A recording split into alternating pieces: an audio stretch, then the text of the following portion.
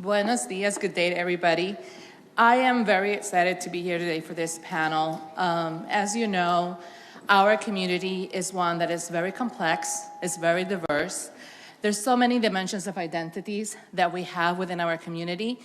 And like Claudia alluded earlier today, sometimes we have a challenge around unity.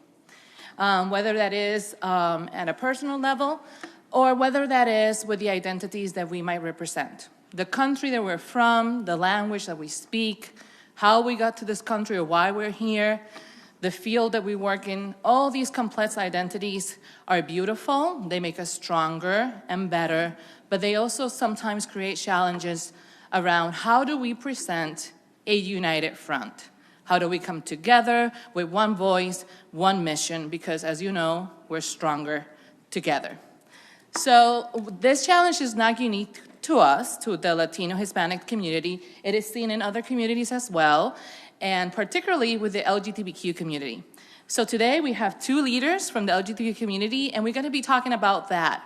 How has this community been successful in creating a united front when it comes to advocating for policies, for change, for rights, et cetera, economic empowerment, all the different things, and what can we learn as Hispanic and Latinos from that? So let's move up into it with that introduction. Can you please tell us just a little bit about how you came to be, why you're here, who you're representing really quickly, and then go into what's the secret sauce for unity within the LGBTQ community? Why is it that we see such a united front, so many things have been achieved, and what can the Latino Hispanic community learn from this? Oriol, can we start with you? Absolutely. Good morning, everyone. And first of all, I'd like to acknowledge how many women there are in this room. And I'm so happy to be able to see that, and so happy to see this panel, because at the end of the day, there's the intersectionality of our movements are what actually pushing us forward. And I'd like to introduce myself. First of all, I'm Oriol Pamies. I'm a Spanish entrepreneur. I've dedicated my past 10 years into fighting for the LGBT plus community. And we are now, with my company, Queer Destinations, training governments and companies around the world to create safe spaces for the LGBT community worldwide.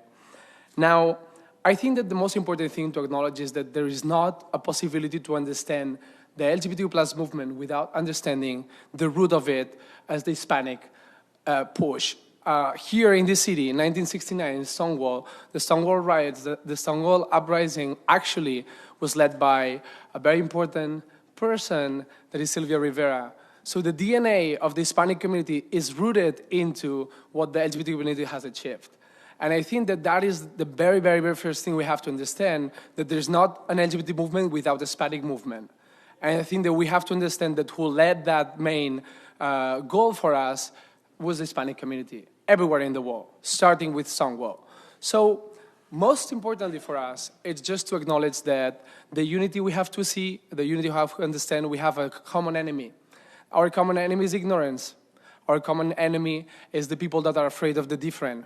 And we are now here and able to unify once more to push for this movement that in very short time brought us from being a social and legally prosecuted community to now one of the most empowered, economic empowered minorities. And that has happened only because we unified.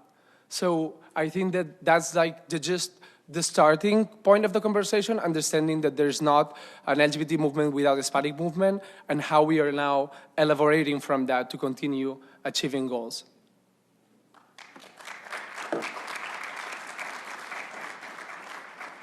Very well said. I love what you said about the DNA and the fact that we already been part of a big movement and we're embedded in that. Thank you so much, Monique.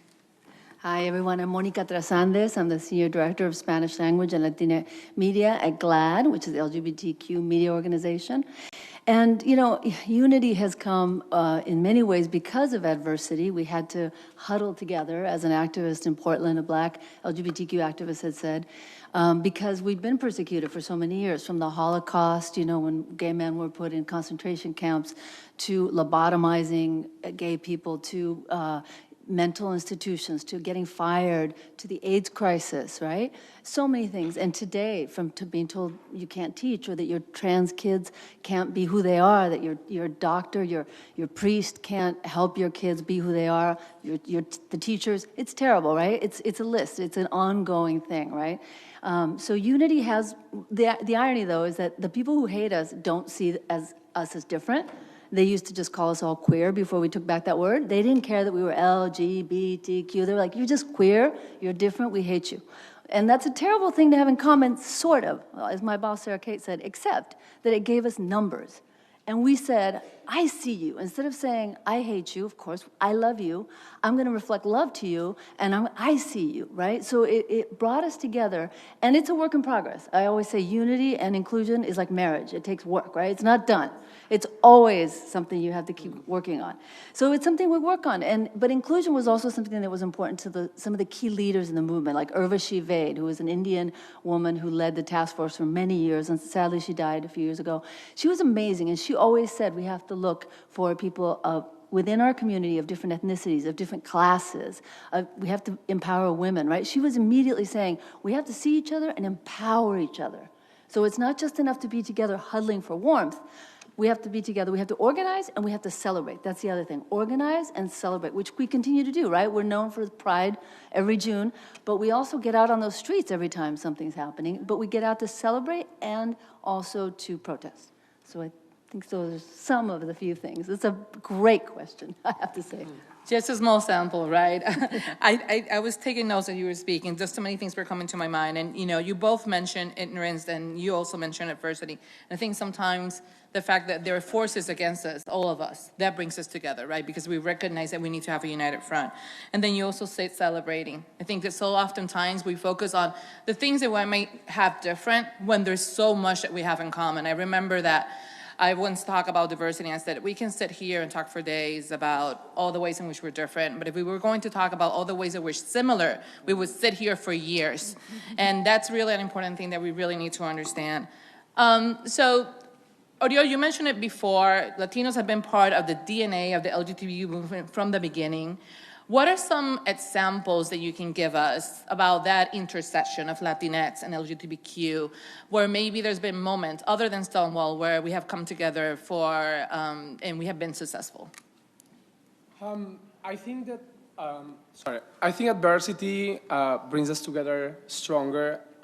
Once we keep achieving our rights, sometimes we tend to forget about them, because the very fight that got us to achieve these rights is not now ingrained on the minds of the youngest LGBT demographic. So I think that it's important to acknowledge that, first of all, the laws that are passing are changing the Constitution, but they're not changing people's minds. So if we don't achieve that through training and we start embedding this new narrative into people's minds, we're not going to achieve any kind of success.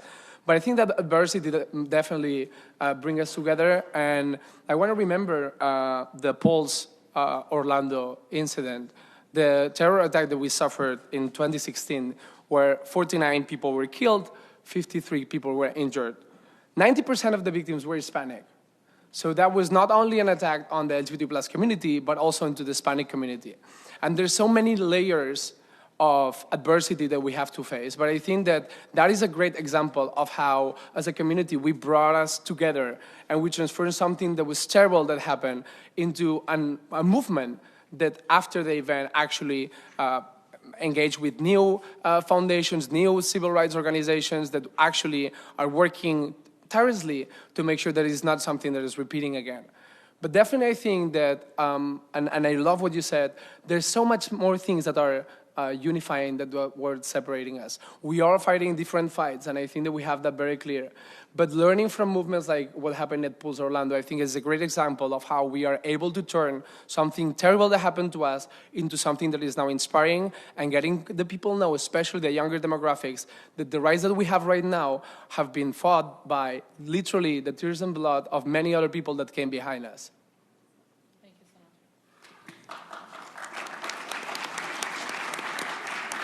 Thank you so much, Oriol. Monica, can you give us some examples of that intersection? Maybe things that you have witnessed empirically or... Sure, Yeah. of course, yeah. I mean, I'm always impressed by the leadership of a lot of trans women like Jenny said, Gutierrez, Isa Noyola, Mi Gente. Also young people who are leading a lot of the Get Out the Vote campaigns, a lot of immigration organizations. So there are a lot of young leaders, leaders of every age, not just young leaders, who are also queer. And so it's beautiful to see, the work that they're doing and the energy that they bring to the work. I agree. When we always talk about showing up authentically, and part of doing that is really recognizing all the different dimensions of identity that we bring to the table. And a lot of these identities are sustained by one thing, which is values. So going back a little bit about how you create unity, well, I think that as diverse as this Hispanic Latino community is, we are united by the same values. Every time I have conversations with fellow, Hispanics, whether their backgrounds are different, the things that they're working on are different, or the things that maybe move them are different, at the core is the value. And that I think that's something that the LGBT community has done really, really well. And I know that is something that you bring to your work and to your personal experiences. So Monica, can you tell me maybe a few examples about your work and how this sense of unity is showing up? Wow, that is a big question. Values, I agree completely. Shared values. We often have to say who we are because a lot of people have a lot of ideas about who LGBTQ people are. They don't know who we are. So we've had to tell our stories. It's like, yes, I was born in Uruguay, but a lot of people are like, I was born here, I'm an American, why do I have to tell my story? Because people don't know who you are. And we've had to, and that's what GLAAD does. It's like it or not, we have to get in the media and tell stories because people have all kinds of crazy ideas about who we are. I was actually asked one time when I was doing a radio interview about marriage equality. They said, but señora, no entiendo. If you're going to go to the parade, all the time and everything, why do you want to get married and have kids? I was like, we don't have parades every day. You know what I mean? The poor gentleman who called in was truly confused. He thought he'd seen us at parades, and he thought that was our lives. It was like everybody in Brazil was at Carnival all the time, right? So you have to tell your story. Unfortunately, you have to tell your story. But shared values are a huge part of everything. And so storytelling, coalition building, messaging, making sure that we have messaging discipline, that everybody understands why we talk about certain things, why we talk about our values. Because for a long time, people would say, LGBTQ people are not people of faith. They're not this, they're not that. And we have to say, actually, yes, we are. Actually, yes, we are. Actually, we're mothers and fathers. 30% of us who are Latino are raising kids, et cetera, et cetera. So storytelling is a huge part of it. Staying organized, supporting other movements, of course, supporting the brands that support us. That's been huge for the LGBTQ movement, right? For a long time, we only drank Absolute, and we only ate certain pizzas, and we didn't, you know what I mean? It was like, somebody said that earlier, buy Latino, watch Latina media. I'm going to say that later, too, because I never get tired of that. Watch Latina shows so they succeed, and then get on social media and be an evangelist. Make sure those shows succeed, I'll get into that later. I'll see my time now. Thank you, Monica. Oriol, what are some examples that you can share with us from your work? I know that there are many different projects that you're involved with, some of which I'm very passionate, and I think I would love you to share, that really showcase the unity behind the LGBT community and some intersections, actually, with the Hispanic community. So I think that with our work, as I mentioned before, we work training 100% of the staff of companies on how to be more LGBTQ plus inclusive, and there's inherently intersectionality on the Hispanic diversity, which is showing people into creating more safe spaces. I want to say is that in every government that we work with, we are present in 14 countries right now. In every company we are working with, the person that actually brought us into the conversation most of the times is a Hispanic person, because they understand the very root of what we're trying to change here, and they can acknowledge that the need and the benefit that's going to happen, not only on how after training we are actually welcoming people better, but we're also becoming better colleagues, we're transforming the workplaces, and we know for a fact that this is actually also something that it brings us great results in terms of revenue. So it's not only the right thing to do, it's also the smart thing to do. And the people that are initiating these conversations are Hispanic. And I just want to say that, like, for me, the key elements or the key lessons are, first of all, uniting. We spoke about that, and I'll repeat this tirelessly. There's so much power into bringing together people that right now maybe you will think that they're different, but at the end of the day, we are facing the same challenges. So not only showing up for yourself, but also getting people involved. That doesn't matter if it's in your workplace, there's a group that you can organize. You're just like meeting with some friends, you're just supporting other organizations like GLAAD, but just making sure you're getting involved. Then visibility, taking spaces, making sure that you are putting at the forefront of any conversation what makes you different, and what makes you different makes you special. And therefore, definitely taking out those spaces and opening the doors for everyone else. Because every time that you're achieving a new place where you can actually reach, you're opening and breaking that crystal ceiling that is empowering people to actually be able to follow your steps. So whenever there's a job opening at your company, make sure that you're trying to bring people like you. Make sure that you're trying to like open the doors for everyone else. And then I think like the rest would be just owning the power that we represent. And I think that with everything that has been presented at the Hispanic Leadership Summit, we have data that is so powerful that we have to own. We have to own this narrative, we have to acknowledge our power, and we have to transmit this passion into everyone else and wake the people up and make sure that they understand what is our power. So I think that understanding that we all individually are LGBT and Hispanic champions, we are allies. Whether you're LGBT or you're Hispanic, it doesn't matter. You can be ally to do what's right. And I think that this is just not going to position us in the right side of history, but it's also going to transform the lives of so many people, because when someone is passionate about something and then you can transmit that onto, the impact that we can achieve is endless. Thank you, Oriol, for that. I don't know if you've been taking notes, but there's been some really key things here that we have said. So I'm going to mention those, and then I want you, each one of you, to give me a specific example that falls under this. And we did not practice this, so this is a new thing. So we said celebrating, we said educating, we said really taking a deep look at the values. We said talking about it. Don't be silent. Owning the narrative. Being allies ourselves to other communities.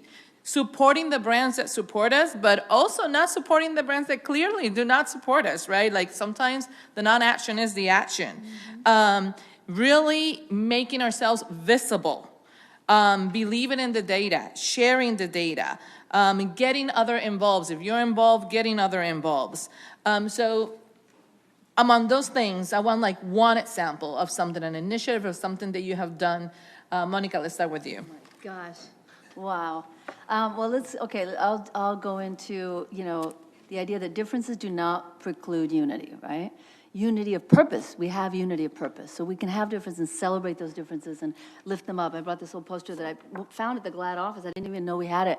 And it shows, right, like everybody of different ethnicities, right? So I think, for me, the big takeaway is keep doing that. Keep talking about our indigenous roots. Keep talking about classism. Keep talking about jobs and the things, lower wage jobs, all kinds of jobs, and the people, making sure that everybody is still part of our movement and that we lift up everyone, right? Like the rising tide lifts all boats. Are there any initiatives that GLAAD is working on that we should be aware of?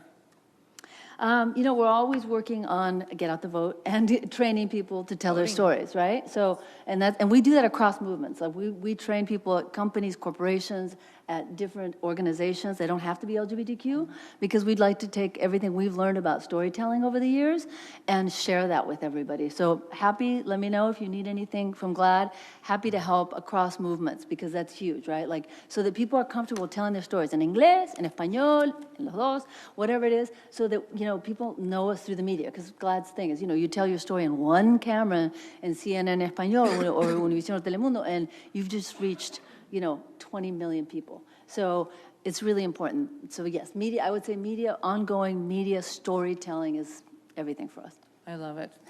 Oriol, I think, we mentioned a lot, but I think celebrate, visibility is one that you're really good on. Can you give us maybe a specific example of something you have worked on? So for me, I think that I want to tap into the power of our personal stories. because Monica's talking about storytelling, and a lot of the work that GLAAD is doing is empowering that. But I think that we have to all acknowledge our own story and the power of our own story. Every person that is here in the room today has a story to tell that will inspire others. So I think that it's awesome to do great and amazing big things, but we are advocates every day that we're going out there to work, every day that we actually achieve a new positioning, every time that we actually to open a new space for someone else. Those stories are powerful. And what I would like is for everyone to understand and acknowledge first the power of their own story. And to understand that, yes, collectively we're so powerful, and we're going to tap into that. We're going to organize with Hispanic stars onto that. But also on a daily basis, we are all able to inspire people that are surrounding us, our colleagues, our friends, our family, people that just because understanding how we are actually getting where we are actually going to get that fire that will get us to say, I can do it too, si se puede. And when it comes to specific examples, I mean, Oriol didn't mention one, but he really lives what he preaches, and advocating for personal stories and giving space. There's recently a person that was featured in some very prominent magazines who is a member of the LGBT community, who is indigenous, and hearing that story changed me. Who I consider, not only do I am part of the community, but I consider myself somebody who is in the know, and yet hearing that story transform me. The power of transformation to change somebody's point of view and mind because of what you share is really big. So never be quiet. Now, in the interest of time, we're going to go to the final wrap-up, and I want to give you a few seconds to think about this. Because today is about action. It's about what happens tomorrow. What do we take with us from here to empower us, to make sure that this agenda grows and continues. And unity is such an important part that I really want us to take away action items. Can you each share 2 things that we can do when we leave this room tomorrow, the day after tomorrow, throughout the year, to promote unity within the Latino community? Monica. Sure. As I said earlier, I alluded to it, but definitely, watch our media. Please support our shows, La Flor Más Bella on Netflix, even though sadly it was canceled. I'm going to say that a lot about these shows. With Love, sadly was canceled. But, the Blue Beetle, go see films on the opening weekend, please. Encanto, obviously. Maybe I'm preaching to the choir. You already know this, but, buy the products, the Encanto Barbie. Give them to everybody, you know what I mean? Be great, and then be loud about it on social media with the hashtags and the whole thing, so that people know, they get it, that we are true blue to the people who are true blue to us. And like you said earlier, and don't go to the ones who don't like us and have made that clear. So I think that's really important. And then, as I said earlier, also just keep talking, and that's not just for the Latinx community, it's for the LGBTQ community too. Keep talking about and to everyone in the community and making sure that people are included and empowered. Let's get loud and proud, right? Let's do it. Love it. As my Jennifer Lopez would say. Yes. Thank you. Oriol, what are 2 specific takeaways that we can have? So for me, it's don't get this, get past you. Today you're feeling this power, this energy, this inspiration. Let's not get back to our works and forget about it until next year. Let's ask ourselves, what am I going to do in my job position, whatever that is, to bring this conversation forward. And I can tell you that the power of one single person in an organization can transform everything. So I'm just encouraging you to bring all the data that we have that is going to support us to now actually say, we need to do something about this right now. Yeah. If this is not in our plans, we have to put it right now, immediately. So I think that becoming an ally, becoming an activist, a social mover, with all the tools that we have right now would be the first one. And the second one I'm saying is mentor and inspire. I can tell you that I wouldn't be here today without the mentors that had actually paved the way for me. So we all have the power of bringing back that energy into someone that is now in an earlier stage of their career. So I say, make sure that you dedicate some time to inspire other individuals and just get them to be where you are. Because we're all in this together, and I think that just by example, we can inspire so many others, especially the youth that are now sometimes thinking that everything is lost. But there's so much power into, now that I'm seeing the data of the Hispanic community, the future is in our hands. So if we unify and we inspire each other, I think we can go a long way. So I would say become an activist and inspire others and mentor others as well. I love that. Inspiration is so important. Mentorship is so important. It's been said throughout the day. Thank you for that. I would also want to say, be intentional with every action that you take. There's so much opportunity that we have to bring to others. A lot of times we rarely focus on the opportunities that become available to us, and that's important. But make sure that you are bringing opportunity to other people. When you hear about that job, when, listen with intention. Have conversations with intention. Make sure that you are able to use these conversations to create pathways for other people within the community, because that is how we get in front of everybody. Never lose an opportunity, I would say that. And then the other thing I really want to invite everybody is to take a look at your circle. Who's around you? Who are your friends? Who are the people that you hang out with? Who are the people that, you share, that you bring opportunities to? And if it's not as diverse as it should be, take intentional steps to make it so. Like, one of the things that I love is that I say I have friends in every country, especially every Latino country, because we have a familia that we have built. But that didn't happen in my little island when I'm segregated in Puerto Rico, surrounded by water, like somebody famously said. That doesn't happen so easy. You have to really have intention and how you're going to go out there and see who you're going to meet and how you're going to engage. So anyway, thank you so much. It's been great. And I hope you take away, that unity is power. Thank you. Thank you so much. for this amazing opportunity.